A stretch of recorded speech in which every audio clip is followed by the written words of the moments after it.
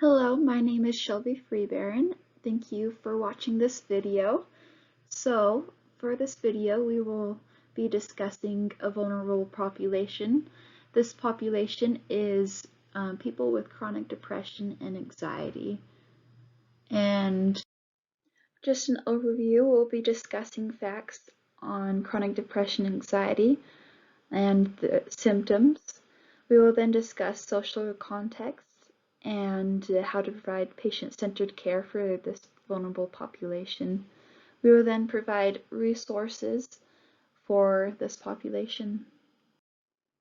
Okay, first we're going to discuss some facts about chronic depression and anxiety. In the United States, within the year of 2020, 52.9 million people were diagnosed with mental illness. Specifically regarding our two topics, depression has a prevalence of 18.1%, while chronic anxiety has a prevalence of 3.1% within the US population. Even though the prevalence of chronic anxiety is not as big as depression, both of these two can strongly impact our patients, and we should all be aware of this. Chronic anxiety and depression has a few causes. These include chemical imbalances, such as imbalances within hormones, genetics, and life events that are stressful. Stressful events could be a mother worrying about her children, a dad struggling to find work.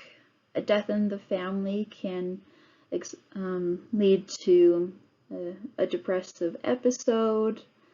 Relationship with friends and family are also a major thing that can lead to chronic depression and anxiety. One article that I found mentioned that depression is cyclical in nature.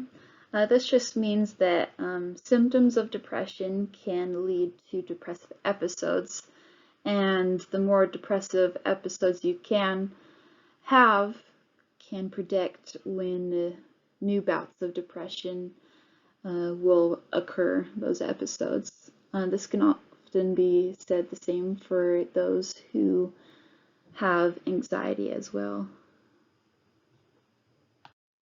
It is important to understand how chronic depression and anxiety is diagnosed and for nurses to be able to recognize symptoms of both. For chronic depression, also known as major depression disorder, the patient needs to have symptoms of depression that last longer than 2 weeks. These symptoms often are intense and overwhelming. Symptoms include feeling anxious, sad, or hopeless, difficulty with eating, sleeping, memory, and concentration. They often have decreased interest in doing activities and hobbies they once enjoyed, such as reading, spending time with friends and family, dancing, etc. For chronic anxiety, there are many different types of anxiety. Today we will discuss general anxiety disorder. For a diagnosis of general anxiety disorder, they need to have excessive and persistent anxiety, which includes worrying about events or even ordinary or routine issues. Symptoms include nervous, tense, restless. They often have physical symptoms such as rapid breathing, sweating, trembling, trouble sleeping, which can lead to exhaustion. They often worry excessively or have a feeling of impending doom or danger. In order to provide the best care for patients within this population, it is important for nurses to understand the social context. For people with depression and anxiety, they often struggle to find and maintain employment. This makes it hard for them to provide for their families. The reason why they struggle to find and maintain employment is due to their symptoms. Feeling overwhelmed, decreased motivation, inability to concentrate can lead to stress, making it hard for them to maintain employment. They often call off. Due to this population is often living in low-income situations. They have difficulty paying for food, bills, affording insurance, medications, and medical care. One fact that was discovered is that within inpatient psychiatric facility, there is limited room. This results in many patients not getting the care they need because they're on a long wait list. And when they are within this facility, they can only stay for a certain number of days. This can be detrimental for patients who are having suicidal ideations or have attempted suicide.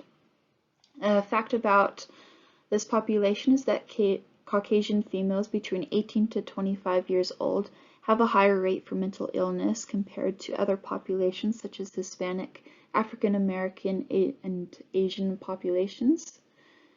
In the US, 19.86% of Americans have mental illness, but more than half of them go untreated. As stated before, this population is at high risk for self-harm, suicide ideation, and suicide attempt. For people with depression and anxiety, they often seclude themselves, which can increase feelings of depression and anxiety. In 2020, with the pandemic, there was increased amount of people turning to social media in regards to mental health. While this was a great support system, it is important for nurses to be aware that there is a lot of non-credible information shared on depression and anxiety, and this should be educated to patients. Next, we'll discuss patient-centered care for this population.